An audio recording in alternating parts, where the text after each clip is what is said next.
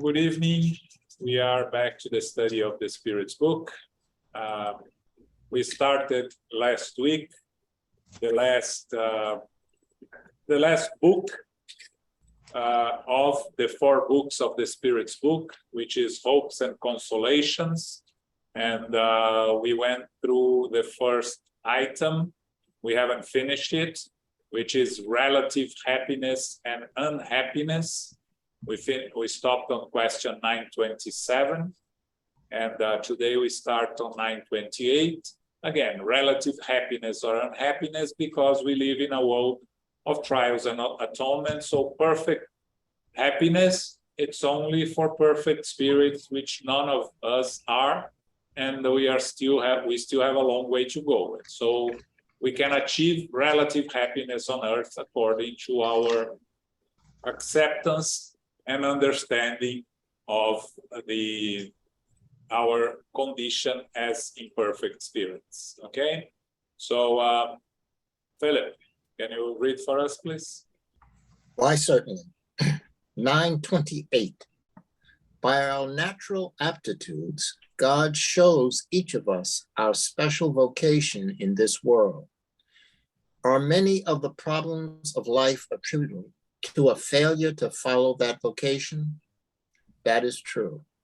Parents, through pride or greed, often force their children to deviate from the path set for them by nature, but they will be held responsible for the results of this misdirection. Do you approve of the son of a well-regarded individual becoming a shoemaker, for instance, if he was endowed with a natural talent for it? You must not waste time on absurd suggestions and exaggerations. Civilization has its necessities.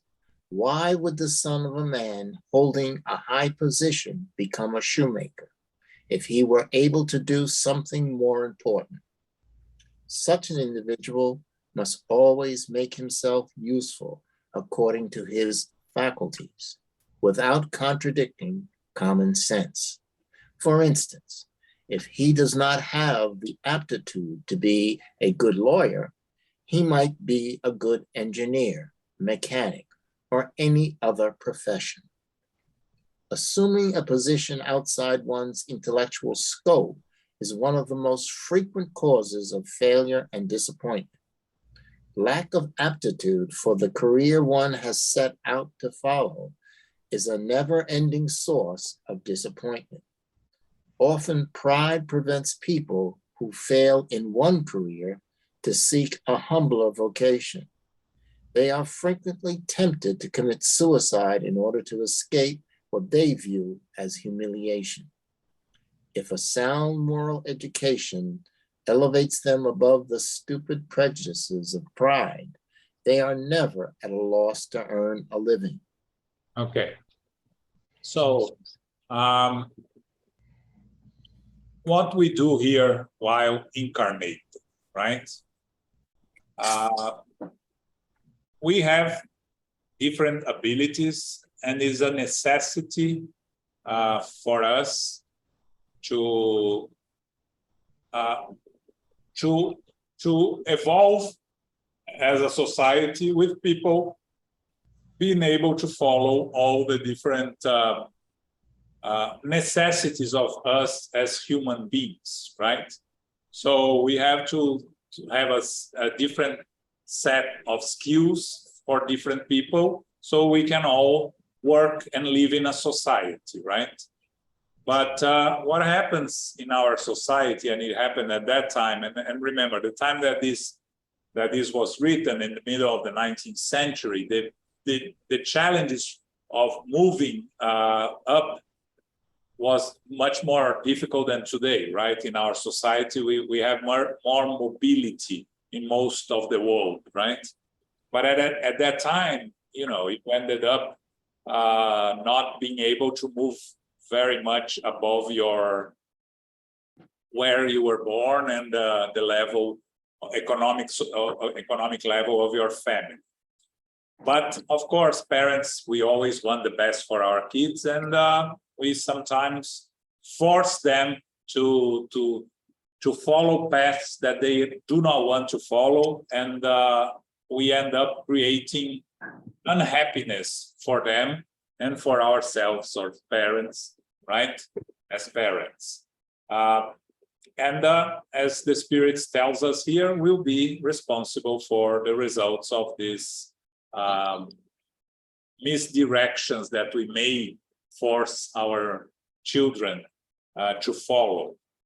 But then Kardec asks, but, so is there a problem of one that comes from a wealthy family, which is the case there? Again, mid-19th centuries, wealthy family people, the children would normally not even work, right? They would live off the wealth of the family, and the eldest one would take care of the business of the family, and the rest either wouldn't work, or go military, or go to the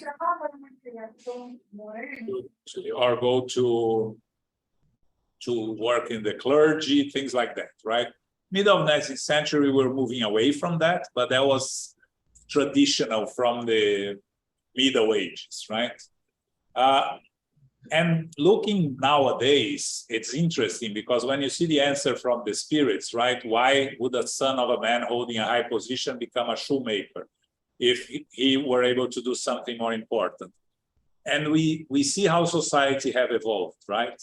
Because we know of very wealthy shoemakers nowadays, right? Especially women that like to buy shoes, the famous shoemakers that became very wealthy. So there is nothing wrong in becoming a shoemaker, a cook, all these professions that have been reevaluated and given a different visibility nowadays. But again, let's go back to what the spirits are telling us here, right? What the spirits are telling us here is, let us make good use of our abilities according to our condition. So, if I can be a good shoemaker, let's use shoemaker. I'm a good shoemaker. Why would I be something below my abilities if I can contribute to society doing what I know how to do and I'm good at doing it, right? So that's what the spirits are telling us here. We should follow our abilities. We should do what gives us enjoyment, pleasure in doing it as much as possible, because a source of frustration is us trying to pursue things that we have no ability. So we have to balance our desire with our abilities. I gave this example many times here. If I had the desire of being a great pianist, I would be hungry all the time because I have no ability, no music abilities, right? But then it's my responsibility because I'm chasing something that I have no ability to do. But I'm good in math, right? I always was good in math. So I have to work on something related to math because that's how the best use of my abilities. That's what the spirits are telling us here, right? There is nothing wrong in pursuing something below our social status, as long as we are contributing to society and we are happy with it. Again, nowadays it's easier. At the time of Kardec was much more difficult. Someone, the son of a wealthy family, could not work as a shoemaker, what's the example here, because society would not allow, the family would forbid him, arrest him, or, so thank God this has changed in most of the world. Again, we're talking about the more, democratic societies. We still have pockets of the world where you have to follow the rules of society and your family, terms of arranged marriages, for instance, in India that still exists. Most people follow the traditions, but the idea here is, if we do something we like, we are going to be less frustrated. Again, every job has its frustration. Even if we are doing something we love, we're going to get frustrated with things. That's part of the challenges of learning and evolving, right? If everything was perfect, we wouldn't be here. But you are going to be more productive doing something that you like than doing something that you are forced to do, right? Which is the source of a lot of the problems that we see nowadays, right? I was talking to a friend and that lived in Los Angeles for some time, and he said, you know, the Los Angeles is the city of frustrated people, because everybody goes there to be an actor, an actress, work in the entertainment, and most people do not work in entertainment and end up working at restaurants or other things and becomes frustrated, right? Is it their fault? To a certain point, right? They're chasing their dreams, but you have to get up to a certain point. You have to get to a point where nothing is working for you. Maybe it's the result of your inability to be what you think you can be, or it's a sign, right, that maybe that's not the best path for you. Sometimes the spirits can give us indications that we shouldn't follow this or that path. So again, we look around and we see a lot of frustration, a lot of difficulties still with the majority of people not doing what they really like. And that's the reality, because some people, they need to survive, and in order to survive, they cannot pursue their dreams. We need to move towards a society where everybody would be able to pursue their dreams without being penalized by, you know, hunger or lack of resources to survive. But we're still not there. We're still far away from there. Okay? Questions, comments?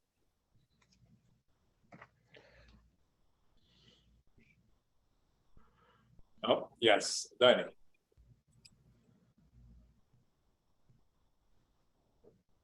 Hi. Hi. I'm going to be a little picky here. The spirits are answering. I'm a little bit confused because the last paragraph is Kardec's comment. Yes.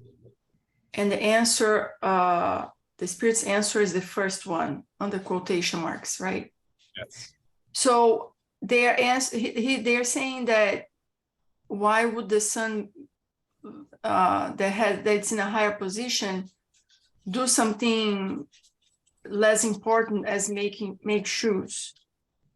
So, and then you brought the idea that this was answered in 1900s.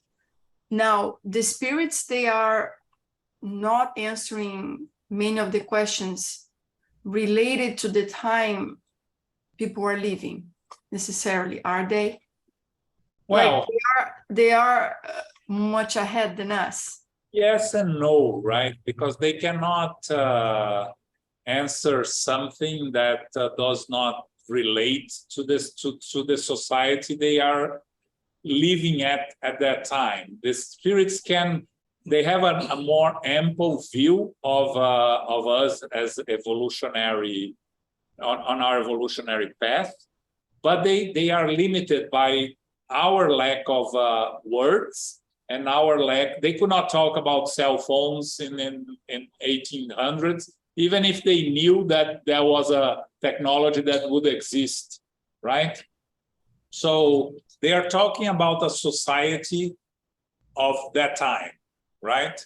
But again, we can apply this answer to nowadays. I don't think there is, with some adaptations, I think it applies to our present lives.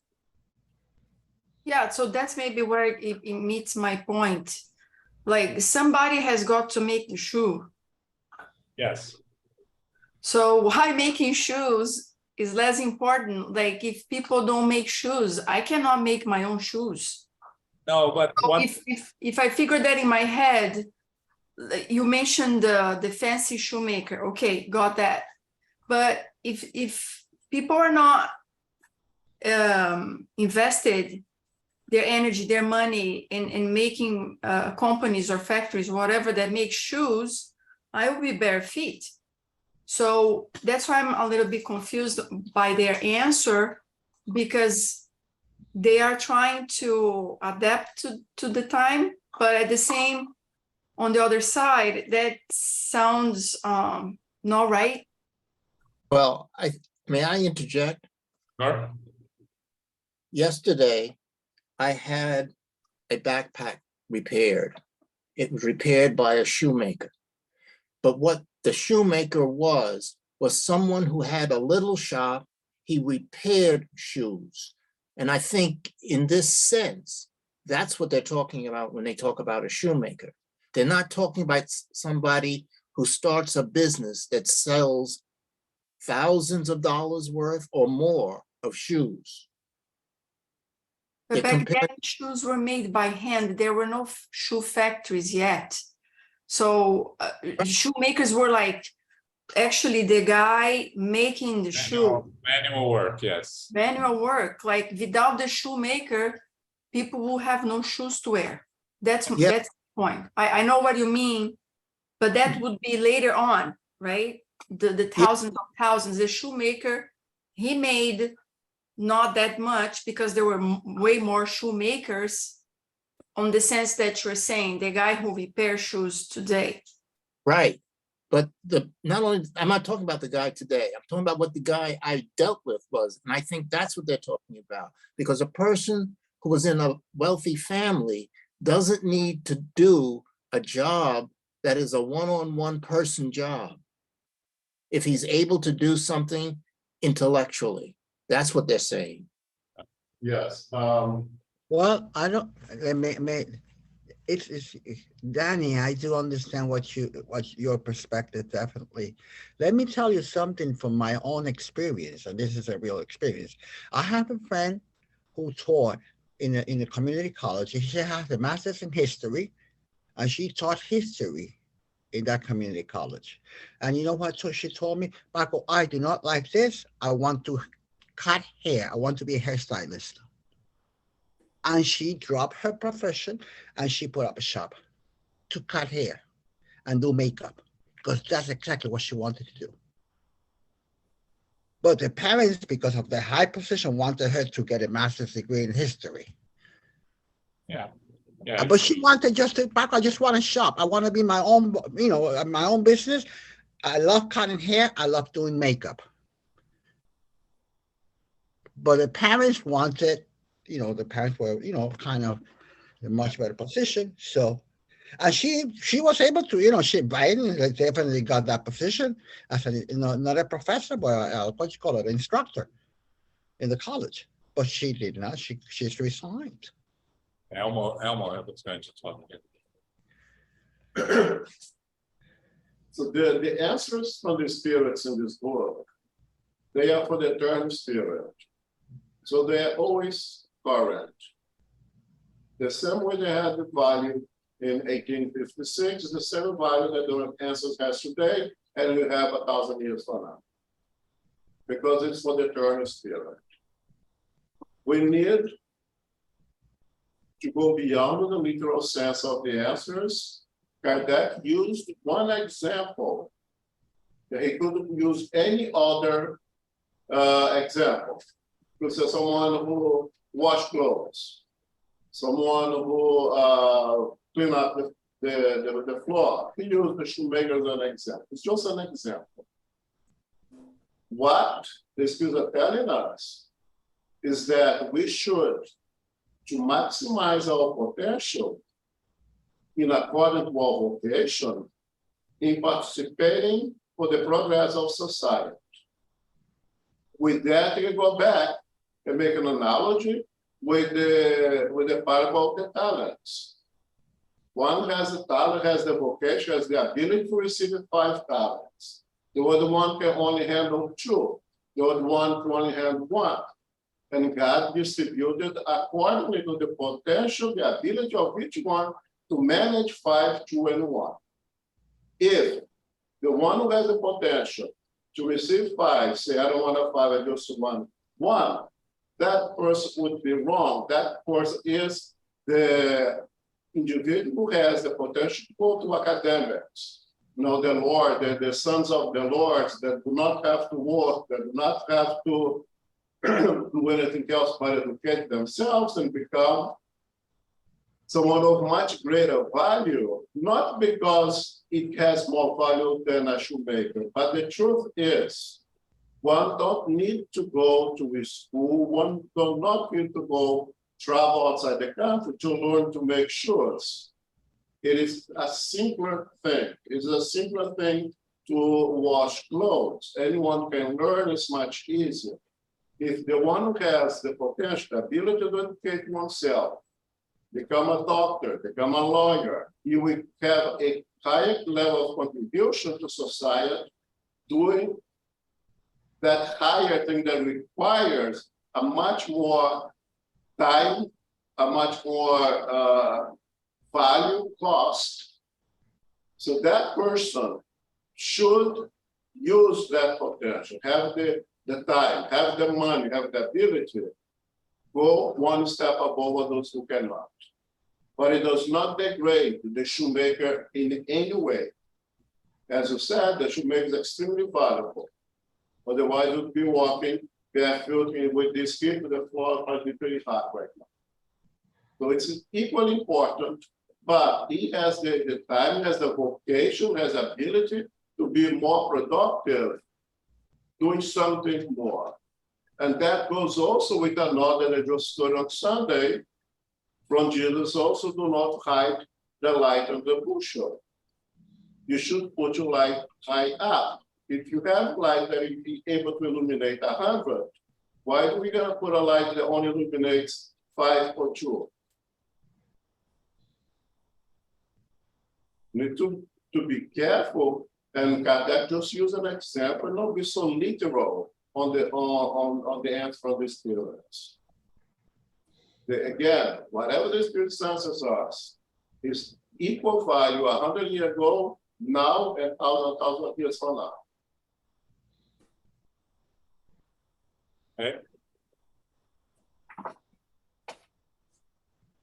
If you want to say more, Danny, you're still not happy, let's go. Yeah, it's the spirits are saying that making shoes is less important, not Kardec, right? The spirits So are the spirits are saying that, not Kardec. Not So Kardec. yeah, not Kardec. So Right. and in the first, he just says, like, don't waste time with absurd suggestions. Yes, I agree. So he's Yes. calling out on Kardec, like, what kind of example is that, right? Got that. I agree, everything. The only thing that is bothering me is they could have said, do something instead of more important than making shoe, say something like, do something according to the person's potential. And that's what Kardec explains in the other paragraph, Yes. basically, right? So that's the only thing that I said in the beginning. I might be a little picky, but it's bothering me that that's making shoe is less important. That's the only thing. And they could have used another wording, and they would say, I don't know. That's why. Well, the question from Kardec talks about shoemaker. That's why the Well, spirit. I do believe, let me interject this. I do believe that he's using that shoemaker within a different context, but first, because he's emphasizing civilization, society has its needs. Okay, so he's actually saying, why would someone do this when they have the potential to do this, when society needs all that potential to be manifested? He just used that shoemaker, but then I do believe that Kardec kind of clear it at the very end. am I making sense? I think he took that as a shoemaker, actually symbolizing positions that are less from your potential, from less of your potential, according to the needs of our society. Because remember, you want to receive, but if you receive to give back to society, that's the whole game, is to receive in order to give back. And So I do believe that, this shoemaker is a little more, I think it's in italics. It's symbolic of something else, meaning what Kardec actually explained below. I think that using your example, Paco, of your friend, right? What is more important for society, a teacher or a hairdresser? A teacher, right? In absolute terms, without talking about relative terms, they're all needed. But more important is someone that educates than someone that makes hair. Yeah. Right? But someone educating, frustrated, and a bad educator is worse than a good hairdresser. Exactly, that's true. Someone that is happy being a hairdresser. That's about your example. Shoemaker here, it's an important profession, yes, but you cannot say that is as important as being a doctor, right? So someone that has the ability and the resources to be a doctor, to choose a less important position out of laziness, out of lack of commitment. That's the issue here, which I think the spirits are telling us, right? The fact that I have the ability to be a great doctor doesn't mean that I'm going to be a great doctor. I have to apply myself. But if I'm lazy and I rather spend my time cooking in the kitchen, I can be a great cook, and I'm missing an opportunity on my abilities. I could have contributed better, and I will have to face the consequences of my laziness, right? Because in the end, you are responsible for how you behave. So, we can talk in a lot of ways here, but I think what the spirits are telling us, it's very clear, is that you have to do how you can contribute to society to the best of your abilities. Maximize your potential. Exactly, that's what he means. When you say that it should make it, that's basically what he means. I don't think it was the spirits were degrading the position at all. No. But also, society has the responsibility to reward positions that are more important according to their importance, and we don't. Wow, that's another story. Yes. That's another story. That's a different discussion, right? We talk about teachers, and that's why I brought this, because teachers are one of the worst paid professions in regards to our needs, right? Teachers should be much better paid in general, but that's a problem with society. That's not an individual problem. Yeah. We have teachers, you see teachers that are very dedicated, they're very frustrated because they are not well paid. And these are the challenges that society has to solve, and we need to evolve a little more. But okay, all right. Anyone else? Okay. Next. Thank you, Danny. Thank you for bringing that up. I was kind of taken aback myself. Okay, I was kind of confused. So thank you for bringing it up. Always good to have the discussions. You're always important. Philip, you're on mute. 929. There are individuals destitute of all resources who, despite the abundance all around them, do not see any other option for their problem except death. What course should they take under such circumstances? Should they allow themselves to die of hunger? No one should ever seriously contemplate the idea of dying of hunger. A person can always find the means of obtaining food if pride does not insert itself between want and work. It has often been said that no work is dishonorable if honestly done. But this is one of those sayings that people are quick to preach to their neighbors rather than applying to themselves. Yeah, this is again a challenging question, right? Because we see a lot of misery around us, and in some places people are dying of hunger because of lack of resources, right? But the answer from the spirits here is that no one should allow themselves of dying of hunger without making any effort, right? They are telling us that there should be ways of obtaining food if we are not proud of asking for help. Again, there are places in the world where hunger is A reality, yes. not a problem that we can solve. That people die of hunger, not for lack of effort, but lack of resources. And that's a problem with society. But what the spirits are trying to tell us here is that no one should allow themselves to die of hunger without making an effort. We have to try to find work. No work is dishonorable if honestly done, right?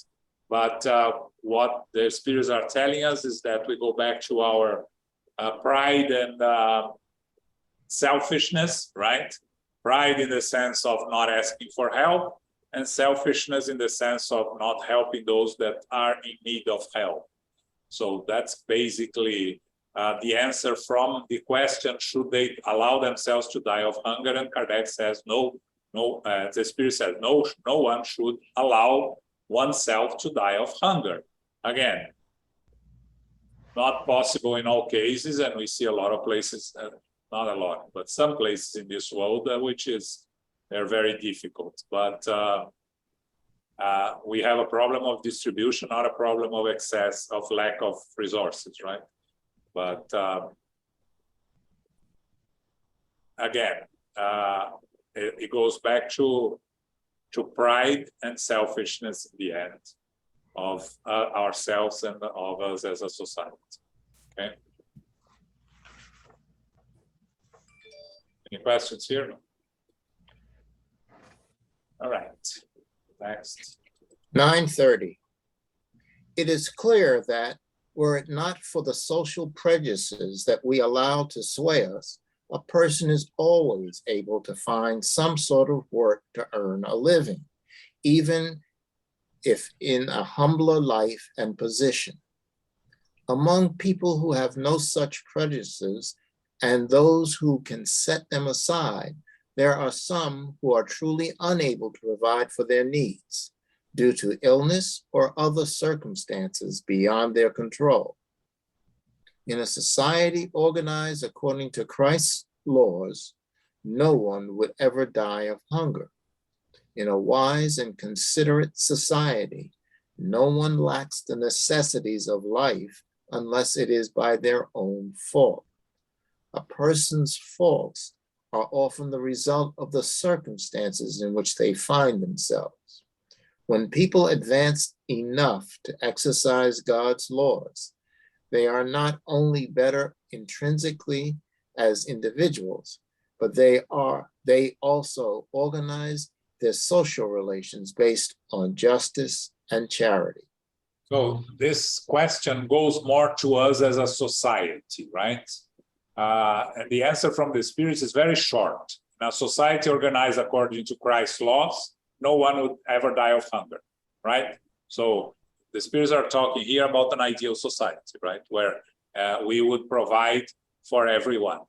In more evolved countries, nowadays, and again, we're talking about well-developed countries, and a few of them, the top 5 or 6 more equal, evolved and equal societies, basically no one die of hunger because the society provides, the country provides, right?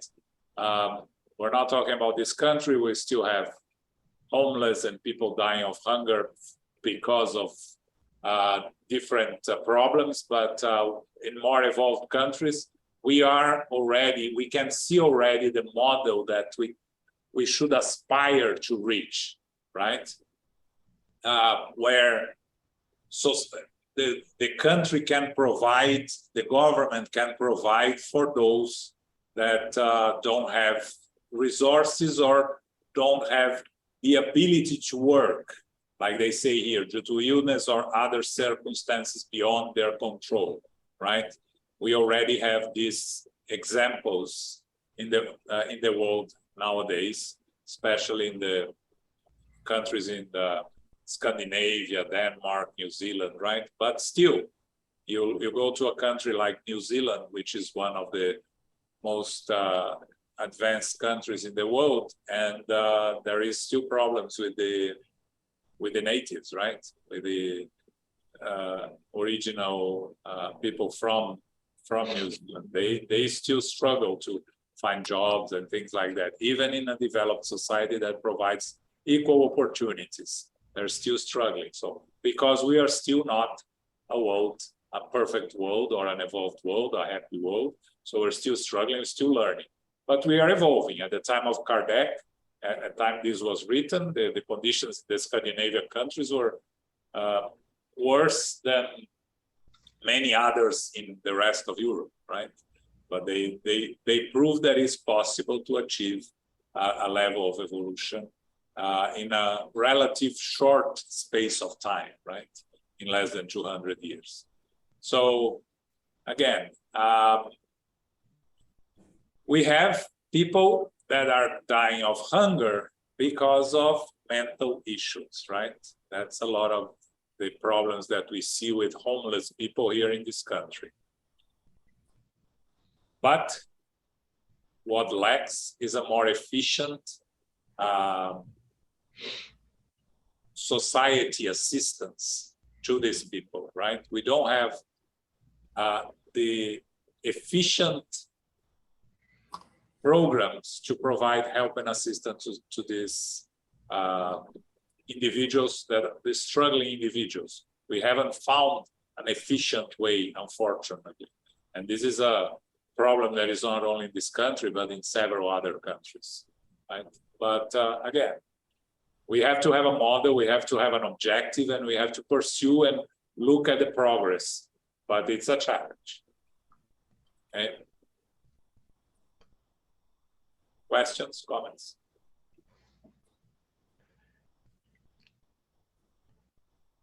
Okay. 931. Yep.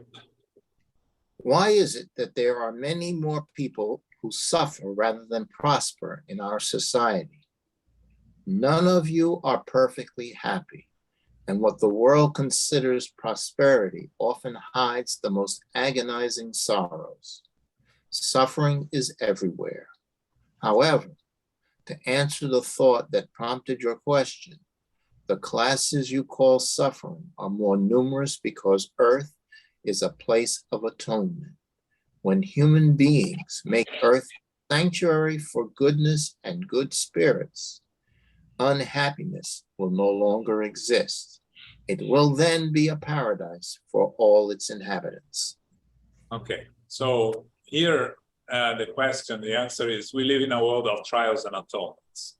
We have more people that have needs than people that don't have needs. And I said this here many times, right? If everyone here on Earth, at our level of evolution, if everyone had everything they needed, we wouldn't make any effort to progress because we tend to lay back if we have everything we need and not making any effort. Few of us are the ones that make an effort even if they have everything they need.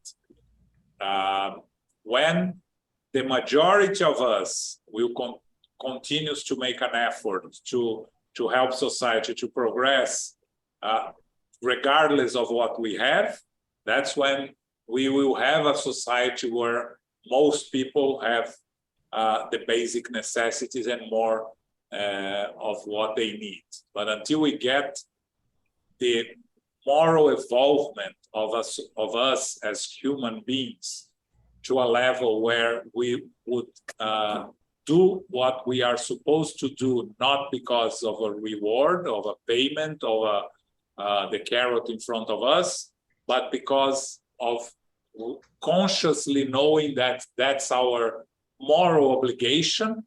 That's when we are going to change the paradigm of Earth and will become a world of regeneration and eventually a happy world. When he said, the Spirit says here, when human beings make Earth a sanctuary for goodness and good spirits, unhappiness will no longer exist. When we are able as a society to provide for everyone the basic necessities and more, and everyone can do what they want to do, and they are happy doing that and want to do that, that's when Earth will change to a world of regeneration or a happy world. But at the moment, we still need to have most people chasing their desire to have something more than what they have in order for us to progress as a society. Okay. May I make a comment? Go ahead, Paco. You know, I think the answer here is very good.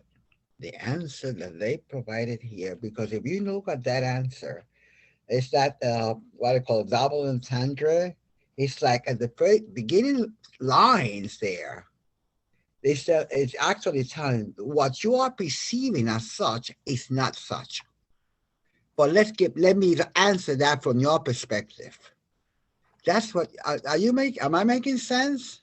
Yes. For example, Absolutely. none of us is perfectly happy. So when you're making that distinction, forget about that distinction because nobody's happy. So your question is wrong to start, okay? Nobody, okay, and what you consider prosperity is not such. That's basically what I'm saying. Suffering is everywhere. And then the spirits go back into answering the question according to this context. Am I making sense? Yes, yes, you're right. Am I making sense, or am I the only one looking at it this way? No, you're absolutely right. The answer from the Spirit is we live in a world of trials and atonements. Everybody's suffering. What you call prosperity, and that's not true. Everybody's suffering here, even if that's a rich man with all the needs met. Yeah, exactly. Even the rich people, they have their own struggles. But then they took the time to answer it within the micro perspective of the question. Yeah. Did you see that, Lottie? Do you see, Joel, what I'm saying? Or yeah, understand? Yes, you're right. Yeah. You're absolutely right. Okay. I remember when I was younger, I became friends with some rich, very rich people. And one thing that I found is that because they didn't need to chase money, they found 1,000 other problems to worry about.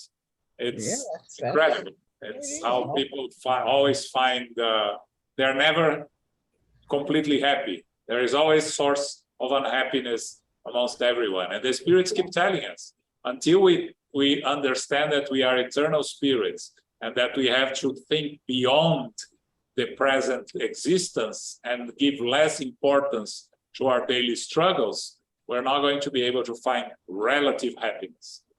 Yeah. Even this here, however, to answer your question, it's right there. However, to answer the question. Yes. Danny. So when we reach to this point that the question says, and you just followed up, the earth is going to be a happy place of happy people.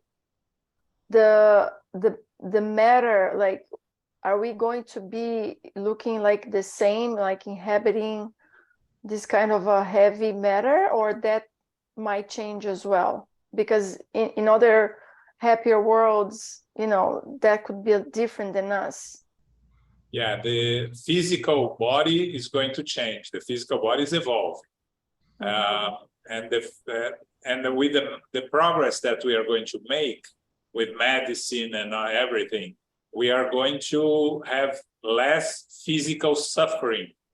That's the idea. Again, we don't know, because the happy worlds, we don't have we don't have spirits telling us how are the happy worlds, because we don't have words to understand and for them to explain.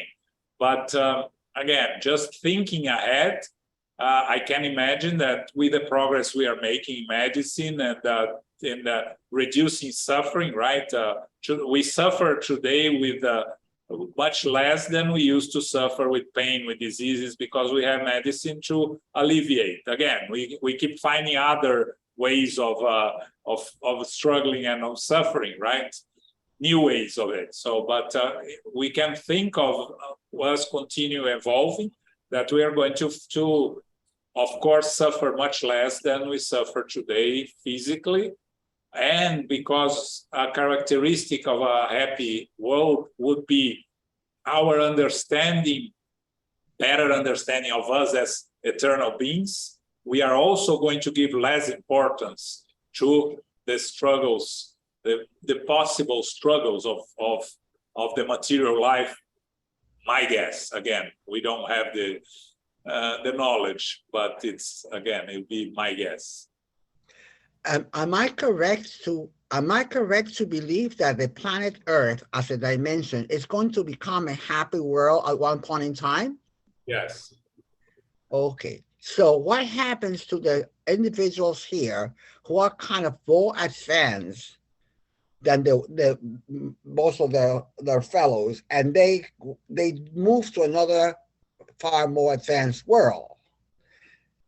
So, but eventually, do they come back to Earth because the world is advancing? If they want to, if they have loved ones here, if they want to, but not necessarily.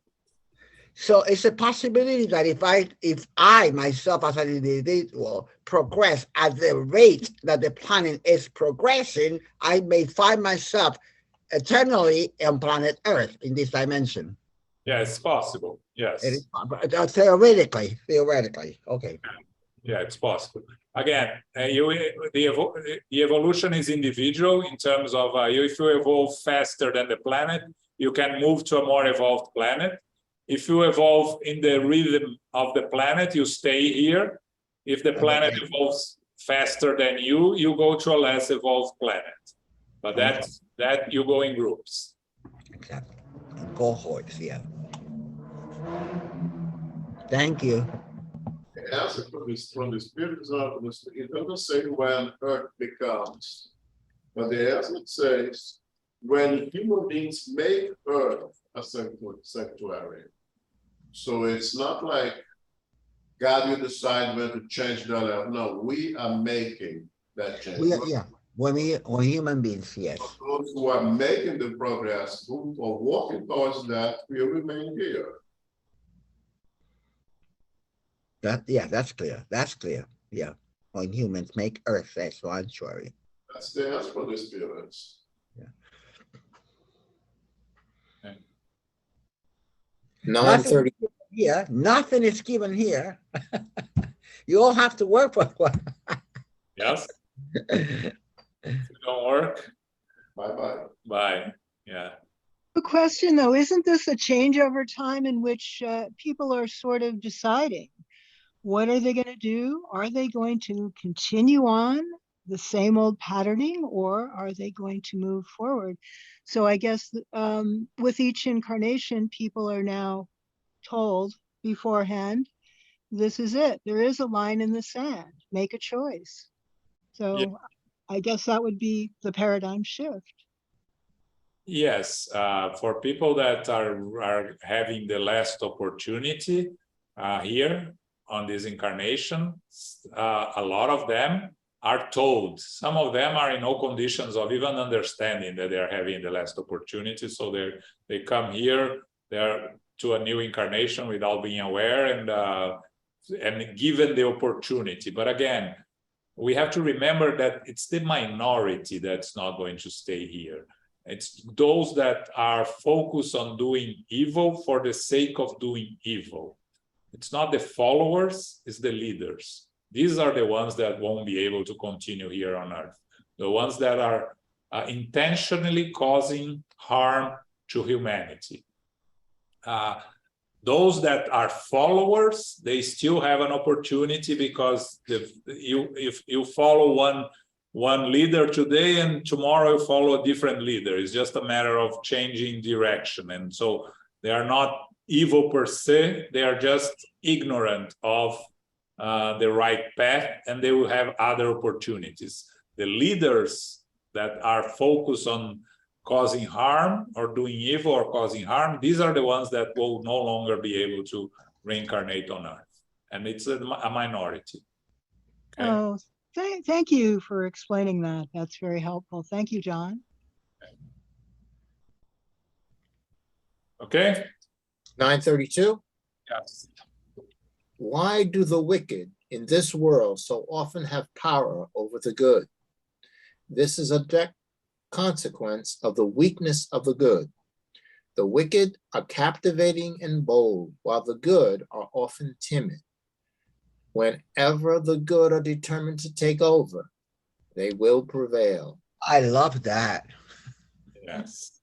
That's it's a small question, but very important, and talks to all of us here, because a lot of us that are trying to do the right thing get discouraged and move away from opportunities of fighting for the right, because we get frustrated, we get angry, we get upset with the surroundings. And, when we talk, the other day I was listening to a lecture about politics in Brazil, right? Which is like here, it's very divided. And the lecturer, he was saying, listen, we cannot tell good people not to go into politics. On the contrary, we have to tell good people to go into politics, to make a change. Because if good people don't go into politics, who are we going to leave politics to? The answer here, the wicked, right? The Hitlers. So, we cannot run away from our responsibilities. We cannot run away from trying to do good. Again, according to our limitations, right? If going to politics makes you sick, physically sick, you cannot go into politics, right? You need to have the strength to withstand the difficulties and the challenges of being a politician. But once you go there, you have to go with a sense of doing the right thing, even if you are the only one trying to do that, and you are the only one being called by the others as, stupid or naive or anything like that. This is what the spirits are trying to tell us here, right? When you think about the Second World War, I just recently saw a series about it. Why did Germany become what it became under Hitler? Because the wicked are captivating and bold, and the good are often timid. This is exactly what happened in Germany. They allowed Hitler and his followers to take over, and avoided confrontation. That could it result in a different thing? We don't know. But that's an example of how, we cannot, if we have the ability and we have the will, we have to try to make the things right as much as we can. remembering always what the spirits are telling us. The wicked are captivating and bold, while the good are often timid. So let us not be timid. Let's go out there and try to make a difference in wherever we can, right? Always, remembering the guy walking on the beach with the sorry? Yes, starfish. Yes. For this one, it makes the difference, right? So if we can make a difference for one, we're already making a difference. If we can make a difference for more, that's our responsibility, right? This mini-series I was watching on the Second World War, it was exactly that. People that were trying to help the Jews escape and hide, often they would say, if I didn't do anything, I would never be able to live with myself, right? That's how we have to think.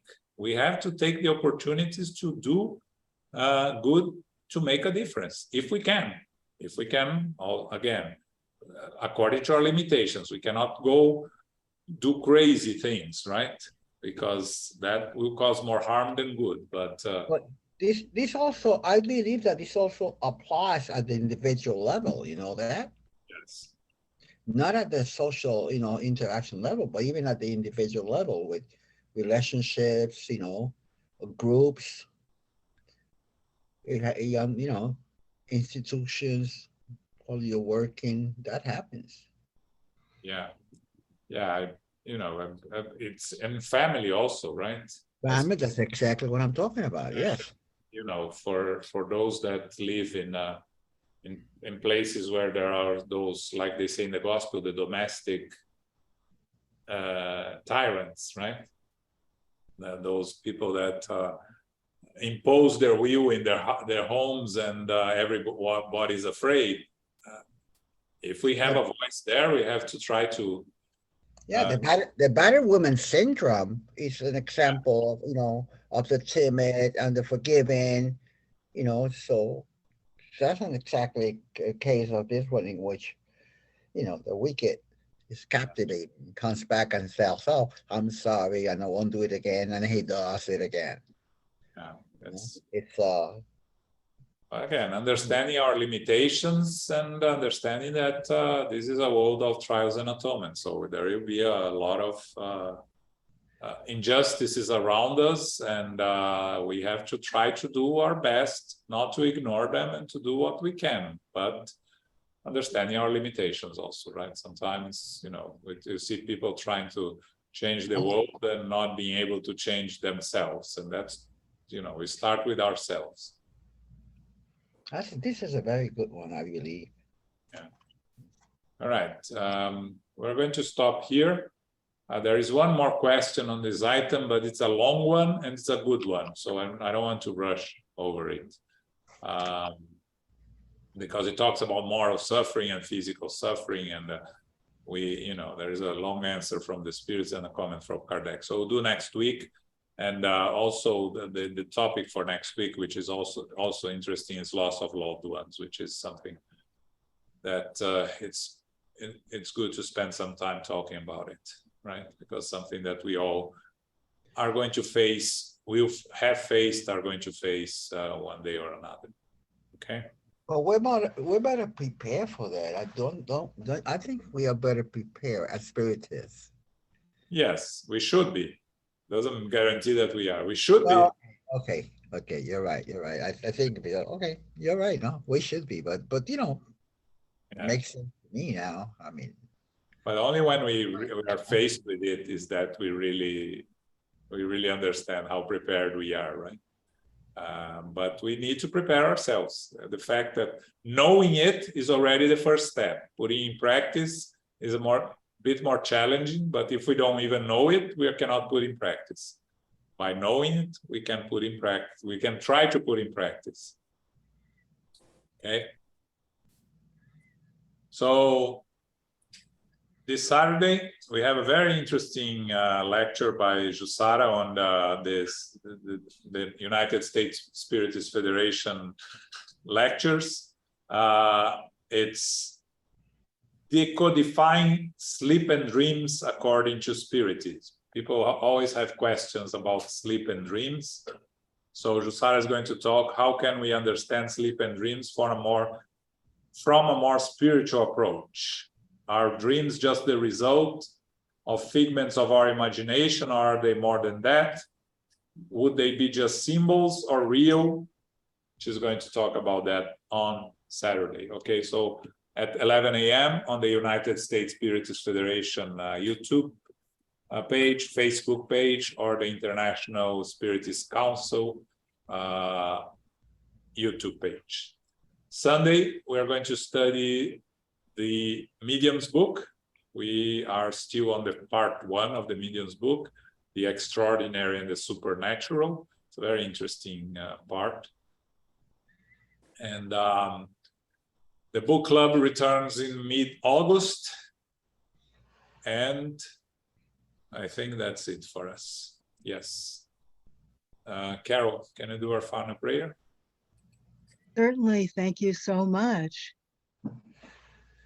In infinite creator and divine providence, we give thanks to be together again as brothers and sisters for our study of the Spirit's book. We're studying book 4, chapter 1, Earthly Joys and Sorrows.